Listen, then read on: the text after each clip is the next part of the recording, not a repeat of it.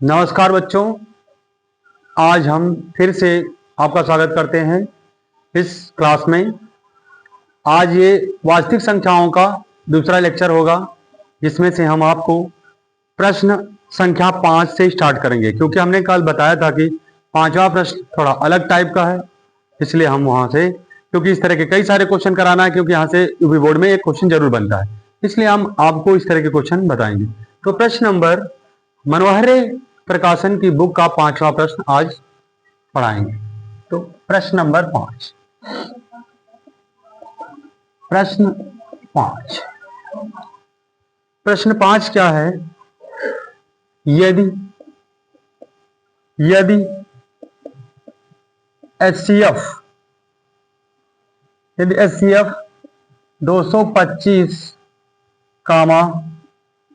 60 बराबर 225 गुणे 5 minus 10x, तो x का मान ज्ञात कीजिए।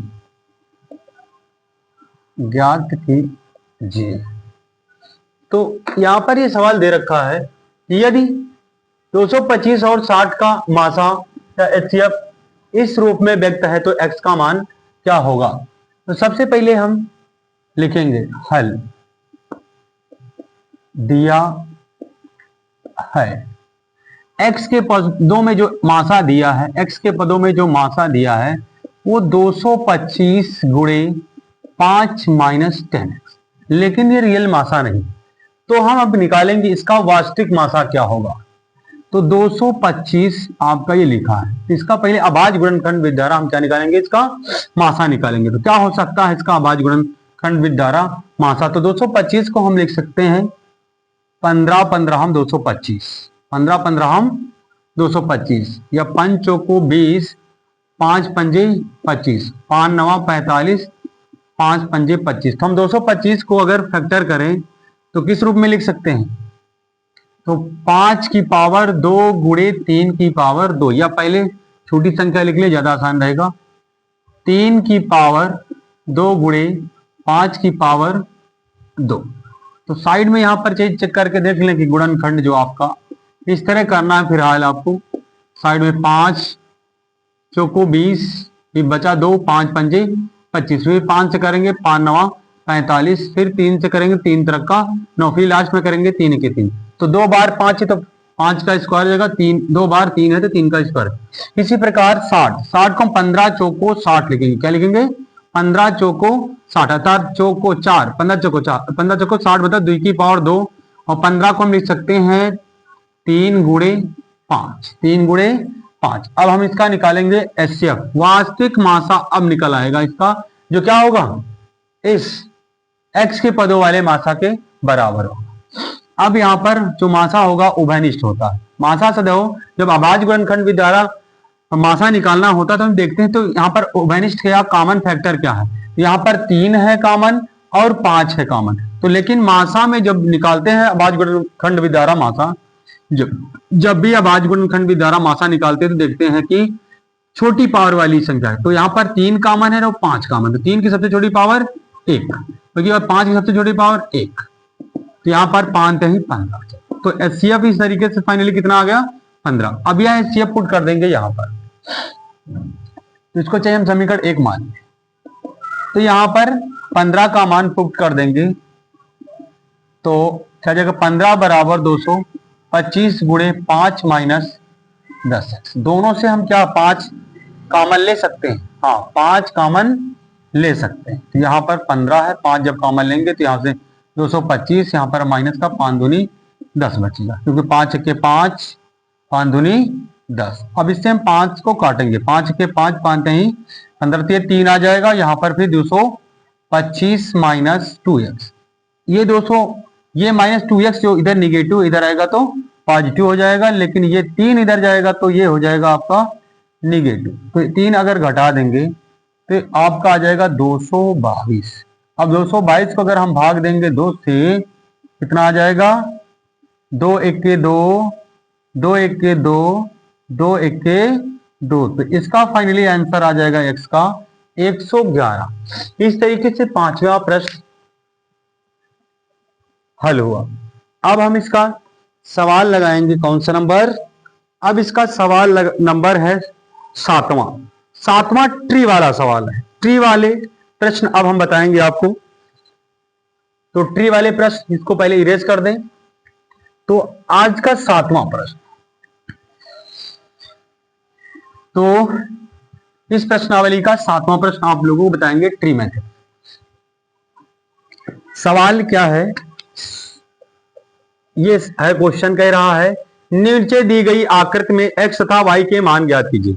नीचे दी गई आकृति में x तथा y का मान ज्ञात कीजिए। इस तरह के बॉक्स बने, इस तरीके से एक बॉक्स ये बना है और इस बॉक्स में जो संख्या होगी उसको उसके दो फैक्टर हैं, एक ये 4 है और एक ये x। अब इस x के कितने फैक्टर किए गए हैं या गुणनखंड किए गए हैं, तो इसके दो गुणनखंड किए गए। कितने? दो गुणनखंड किए गए। इसके कितने गुणनखंड किए गए हैं? दो गुणनखंड। तो वो कौन कौन से हैं? x का एक गुणनखंड 3 है और एक गुणनखंड 7। इस तरीके से हमें क्या निकालना है? x और y के मान। तो हमें ध्यान देना होगा कि ये जो बड़ा बॉक्स यानी यहां पर जो संख्या होगी उसके कितने फैक्टर हैं? एक तो 4 है, एक तो x है। और यहां पर ये जो x वाला बॉक्स है, इस x वाली बॉक्स जो ये बॉक्स है जिसमें x बंद है, इस संख्या के दो फैक्टर हैं 3 और 7। तो हम कह सकते हैं इसको हल करने का तरीका है कि जो बॉक्स है कितने शाखाएं निकली, तो कितने शाखाएं निकली? 2 शाखाएं निकली। तो इन दोनों शाखाओं में बंद संख्याओं गुणनफल क्या होगा? इस x के बराबर होगा। तो हम यहां पर निकालेंगे x बराबर 3 गुणे 7। तो क्या जाएगा? 7 त्रिक 21 आ जाएगा। इसी तरह y वाला बॉक्स देखेंगे और y वाले बॉक्स में जो संख्या होगी यानी y जो संख्या है उसके कितने गुणनखंड हैं? दो गुणनखंड, एक तो 4 है, दूसरा x है। तो y बराबर क्या जाएगा? लिखेंगे हल। लिखेंगे हल। तो यहां y बराबर कितना आ जाएगा? 4 गुणे x। तो x की वैल्यू हमने जैसा कि निकाल लिया है, तो यहां पर x की वैल्यू इसमें पुट कर देंगे तो कितना आ जाएगा? 21। ये कितना आ जाएगा? 21 चौको 84। 21 चौको 84। इस तरीके से ये सातवां प्रश्न हल हुआ। अब इस तरीके का एक क्वेश्चन और लगवाते हैं और इसके बाद आपको हम होमवर्क के रूप में एक सवाल देंगे। तो उम्मीद है कि समझ में आ रहा होगा। अगर नहीं समझ में आया तो फिर से हम आपको एक सवाल इसी तरह का और लगवाते हैं। ये प्रश्न नंबर है आपका 12वां प्रश्न नंबर है 12वां। तो प्रश्न नंबर 12 इसमें भी कह रहा है नीचे दी गई आकृति में x तथा y के मान ज्ञात कीजिए। नीचे दी गई आकृति में क्या ज्ञात करना है? x तथा y के मान ज्ञात कीजिए। इसमें भी पहले दिया है x, पहले एक बॉक्स दिया है x, उसके बाद इसके दो गुणनखंड है। इसके कितने गुणनखंड है? दो गुणनखंड, एक 3 है और एक है 195। अब 195 के दो फैक्टर किए गए। कितने फैक्टर? दो फैक्टर। तो दो फैक्टर कौन कौन से हैं? एक तो 3 है, दूसरा y है। उसके बाद y के कितने गुणनखंड हैं? इसके भी दो गुणनखंड किए गए। कितने गुणनखंड? दो गुणनखंड किए गए। दो गुणनखंड में कौन कौन सा है? एक 5 है और एक है 13। एक है 13। तो जब भी इस तरीके के ट्री वाले सवाल आते हैं तो हम क्या देखते हैं कि बॉक्स से कितनी शाखाएं निकली हैं। तो जैसे यहां पर मेन बॉक्स है x वाला, तो x वाले बॉक्स से कितनी शाखाएं निकली? 3, दो शाखाएं, एक तो 3, एक तो 195। जब भी हम हल करेंगे तो देखेंगे बॉक्स, कोई बॉक्स है उससे कितनी शाखाएं निकली, तो जितनी शाखाएं निकले होंगे इसका मतलब है उतने ही उसके गुणनखंड है, मतलब उतने ही उसके अवयव हैं। तो यहां पर इसे हम कह सकते हैं कि x बराबर क्या होगा? एक तो ये और दूसरा 195। तो यानी जो x जो ये x का बॉक्स है इसमें जो संख्या होगी वो क्या होगी? 3 पंजे 15 और 3 नवा 27, 1 28, कैरी 2 और 3 1 के 3 2 5। इस तरीके से x का मान कितना आ जाएगा? 585। अब देख रहे हैं कि यहां पर y का मान निकालना है, तो y का बॉक्स क्या है? तो y के बॉक्स से दो शाखाएं निकली। एक तो निकली है 5 एक निकला है 13। तो यहां पर y बराबर क्या आ जाएगा, y बराबर 5 गुणे 13। इस तरीके से y का मान 13 पचे 65 आ जाएगा। इस तरीके से ये आपका y का मान भी निकल आएगा। अब इसी तरह का एक सवाल आपको हम देते हैं और आपको इसको लगाकर इसके आंसर कमेंट बॉक्स में देना है। क्या करना है, कमेंट बॉक्स में देना है। तो इसको हम इरेज करते हैं। फिलहाल उम्मीद करते हैं कि आपको ये सवाल समझ में आ गया होगा। इस तरह के कोई सवाल आएगा तो आपसे हो जाएगा आराम से। अब ये सवाल आपको लगाना है, ये इस किताब का या इस प्रश्नावली का 14वां सवाल। इसमें एक्स वाई जेड के मान ज्ञात करना कह रहा है। नीचे दी गई आकृति में, नीचे दी गई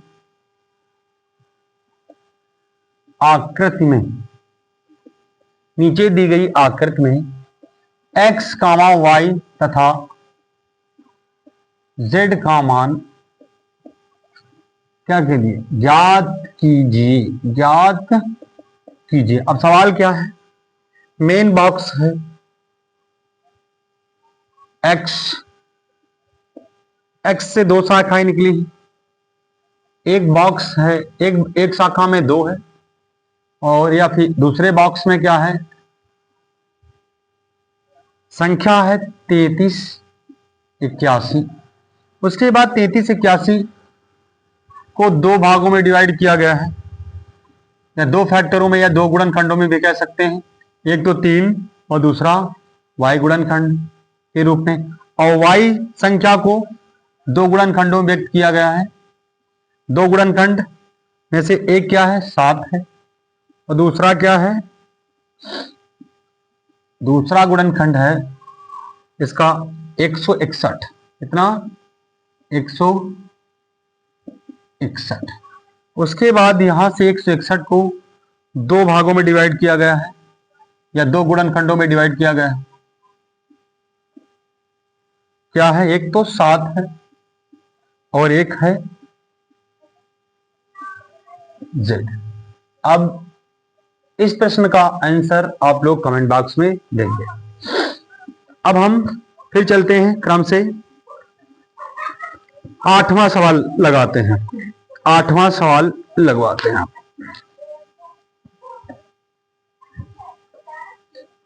हालांकि हम चलेंगे क्रम से ही, लेकिन अगर कोई सवाल, कई सवाल रिपीट होते तो हम आपको उनमें से एक जरूर होमवर्क के रूप में देंगे। तो इसको अब हम इरेज करते हैं।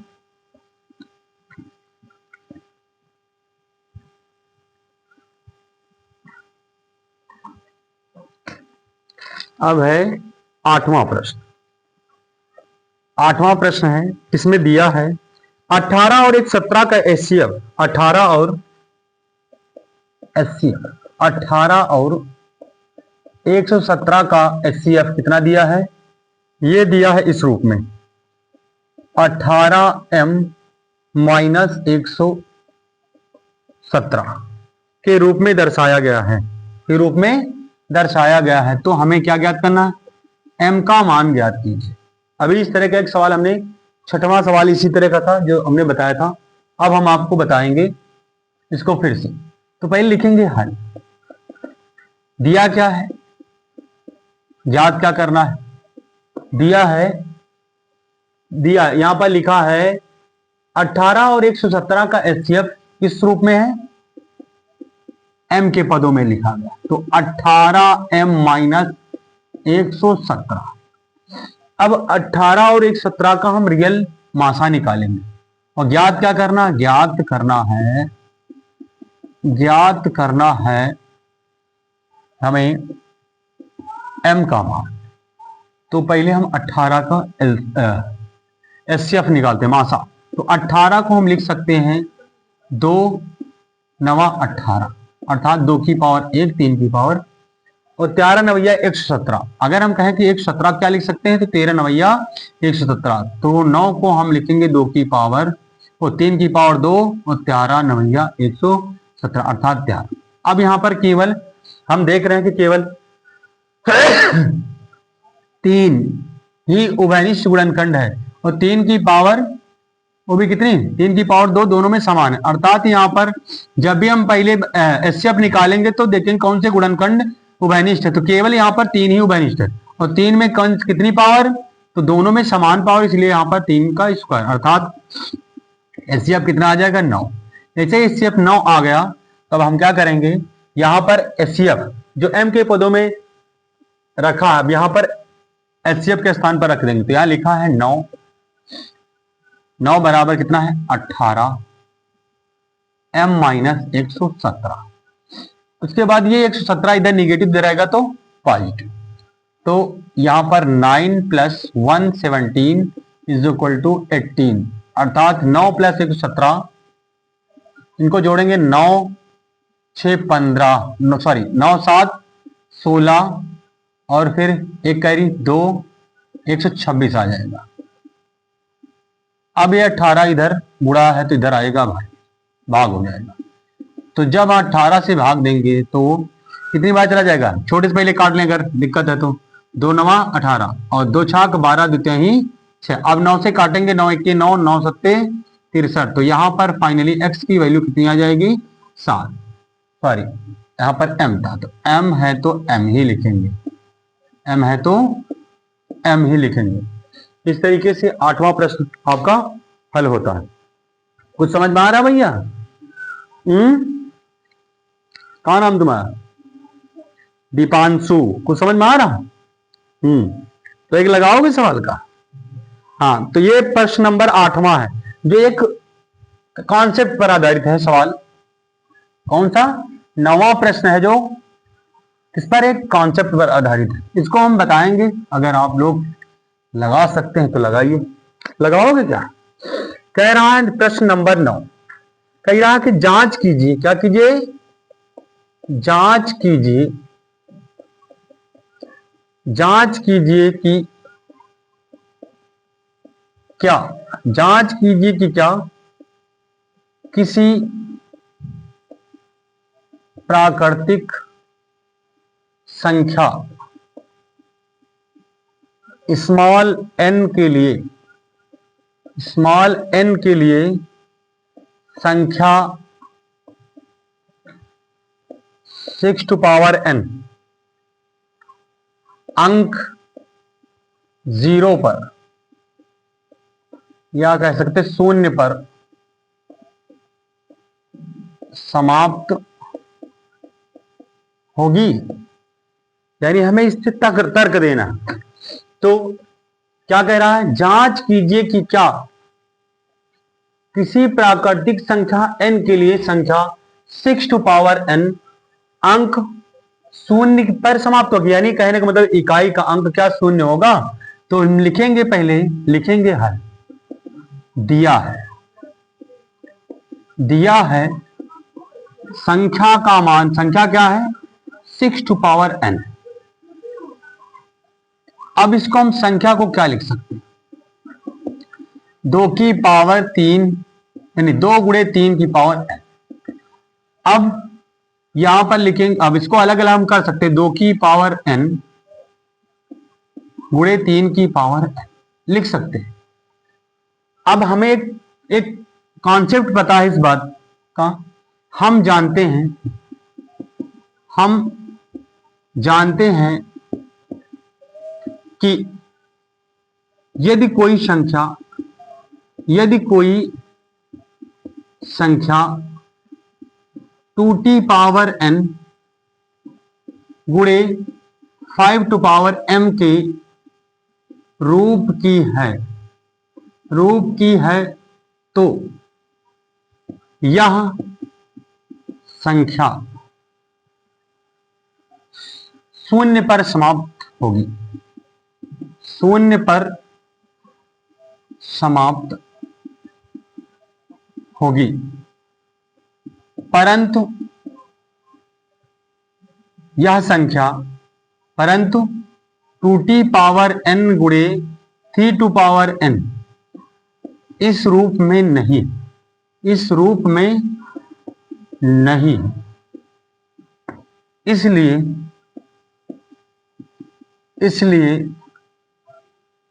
यह संख्या, इसलिए संख्या इसलिए संख्या 6 टू पावर n, प्राकृतिक संख्या n के लिए, प्राकृतिक संख्या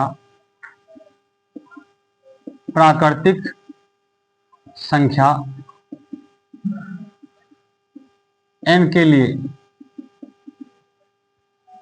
के लिए शून्य पर समाप्त नहीं होगी, शून्य पर समाप्त नहीं होगी।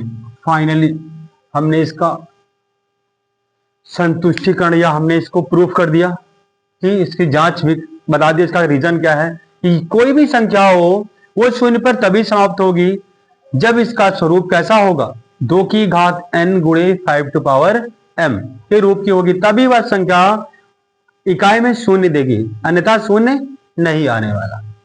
तो इस संख्या को हमने प्रूव कर दिया। अब हम प्रश्न नंबर 10 में क्या कह रहा, व्याख्या कीजिए कि 7 गुणे 11 गुणे 13 प्लस 13 और 7 गुणे 6 गुणे 5 गुणे 4 गुणे 3 गुणे 2 गुणे 1 प्लस 5 भाज्य संख्याएं हैं और क्यों। तो हमने ही स्टार्टिंग में ही पहली क्लास में जब इस चैप्टर को प्रारंभ किया था तो वहां पर हमने बता दिया था कि कौन सी संख्याएं भाज्य होती है और कौन संख्याएं अभाज्य होती। तो भाज्य होने के लिए कि कम से कम 3 गुणनखंड अनिवार्य है। कोई भी संख्या अगर भाज्य संख्या है, कोई भी संख्या अगर भाज्य संख्या है तो कितने गुणनखंड कम से कम होने चाहिए? दीपांशु बताओ, अगर कोई संख्या भाज्य संख्या है तो कम से कम उसके कितने गुणनखंड होने चाहिए? नहीं पता? कोई बात नहीं, भी बताते। तो कहा जा रहा है 10वां प्रश्न कह रहा है कि व्याख्या कीजिए कि इतनी इतनी इतनी संख्या इतनी इतनी इतनी। पहली संख्या क्या है? पहली संख्या जो है 7 गुणे 11 गुणे 13 प्लस 13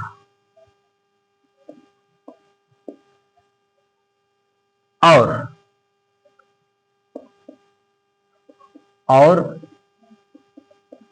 दूसरी संख्या क्या है? 7 गुणे 6 गुणे 5 गुणे 4 गुणे 3 गुणे 2 गुणे 1 और प्लस का 5 है। कितना है? 5। तो हमें बताना है क्या? व्याख्या कीजिए कि इतनी इतनी इतनी भाज्य संख्याएं क्यों हैं? भाज्य संख्याएं क्यों, यानी हमें सिद्ध करना है कि ये संख्याएं भाज्य संख्याएं हैं। तो लिखेंगे हल। तो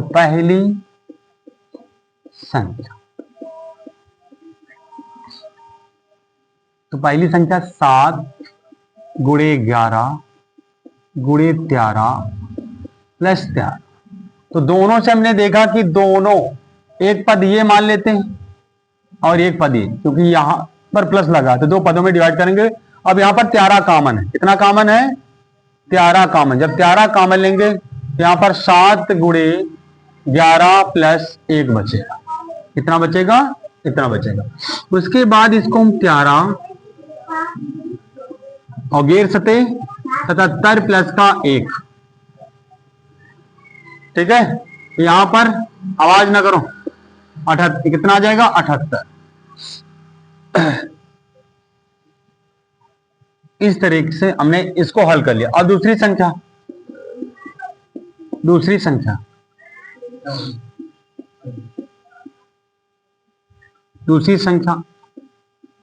क्या है?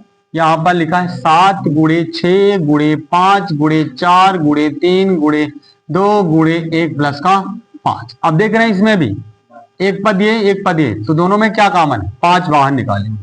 तो 5 बाहर निकालेंगे तो यहाँ 7 गुणे 6 गुणे 4 गुणे 3 गुणे 2 गुणे 1 से वैसे गुणा करेंगे तो कोई प्रभाव नहीं पड़ने वाला, इसलिए इसको नहीं लिखेंगे। तो यहाँ पर कितना, जब 5 कॉमन हो जाएगा, यहाँ से 5 कॉमन हुआ तो कितना बचा? 7 6 4 3 2 1 1 1 तो चला खत्म हो जाएगा, और 5 1 5। अब इसके इनका गुणा कर लें आपस में तो ज्यादा सही रहेगा। 2 3 6 गुणे 6 और 7 चौक 28। ये कितना आ जाएगा? 6 छंग 36, तो 28 गुणे 36। तो इनका गुणा कर ले भाई हम। 6 48 कैरी 4 और 6 दूनी 12 और 12 4 16, फिर से 3 अट्ठे 24 कैरी 2 3 दूनी 6 6 2 8। तो यहां पर जोड़ने पर कितना आ जाएगा? 8 4 4 10 0, फिर से ये 10 9 1 10 और यहां पर तो 5, कितना आ जाएगा? 1009। तो हम देख रहे हैं यहां पर इनके जो गुणनखंड होंगे, क्योंकि इनके जो गुणनखंड है, दोनों संख्याएं जो प्राप्त हुए इनके गुणनखंड 2 से अधिक है।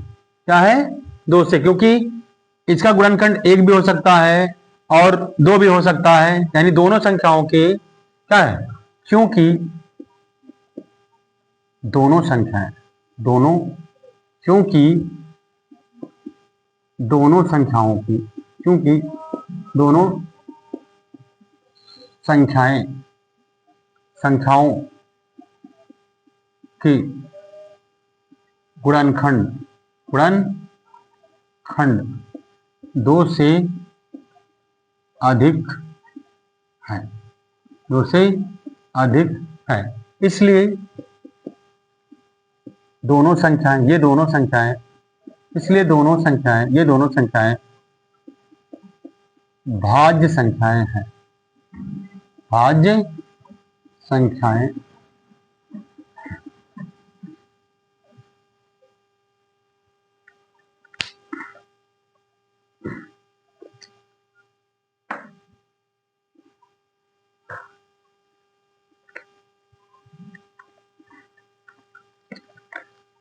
अब आप लोगों के लिए कुछ होमवर्क देते हैं, आप लोग करिएगा। इसी तरह कुछ सवाल हम दे रहे हैं आप लोगों को।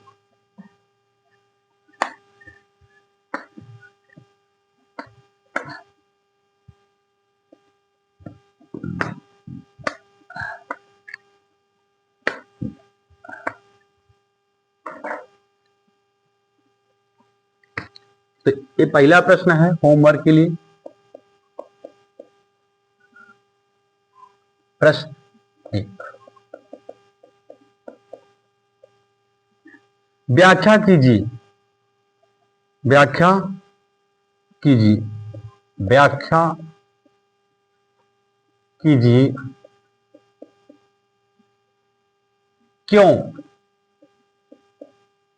क्यों 17 गुणे 5 गुणे 11 गुणे 2 प्लस 2 गुणे 11 एक भाज्य संख्या है।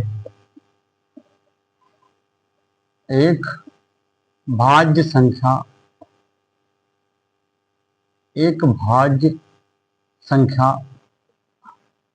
है। एक भाज्य संख्या है। उसके बाद दूसरा प्रश्न है, प्रश्न नंबर 2, अभाज्य गुणनखंड